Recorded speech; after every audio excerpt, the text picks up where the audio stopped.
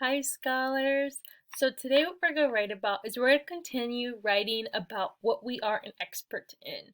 And 2 weeks ago, right before Thanksgiving break, we were talking about what we could teach someone else. Today we're going to continue on that and we're going to work on some flash drafts. So today I really want us to dive in and think about what can you teach me? What can you teach me? And like what are you an expert in? And everybody has something that they could teach someone else. So when we're thinking about teaching, I want you to think about how to inform, how you could teach someone about something. So we're going to be talking about these books, and these books are what we're going to be making. And so the first step that's really important is to think of something that you could teach someone. It could be something that you know how to cook, something that you're really good at, something that makes you kind of special. If it's something that like maybe your classmates can't figure out, the better. So maybe you have the best way to tie a pair of shoes, and it's the best way. No one else can tie shoes the same way. Maybe that's what you want to write about. It's totally up to you on what you want to write about. But I really want you to think about how can you add detail to that story. And so just like always when we're talking about our writing, I want us to think how we could touch the pages and tell the story about the topic that you plan to write about. And so it's really like organizing your writing, thinking about where you're going. If you're an artist or you want to push yourself with some stick figures, you can also sketch each page on what you would like to write about. And remember, our pages will look like this. And you're going to see the PDF document available for you on Schoology that will be available for your writing, if that's what you want to use.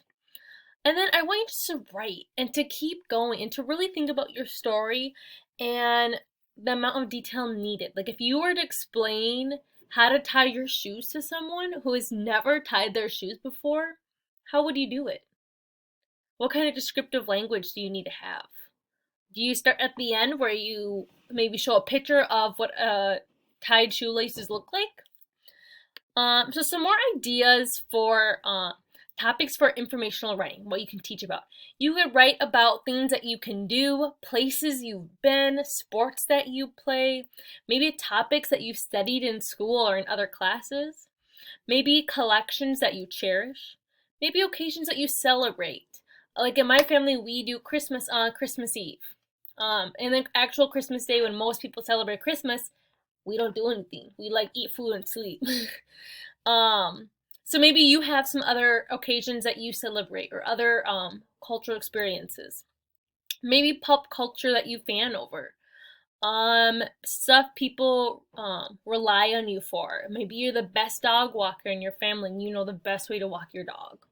So really think about what topics or information that you could provide to others that others don't have.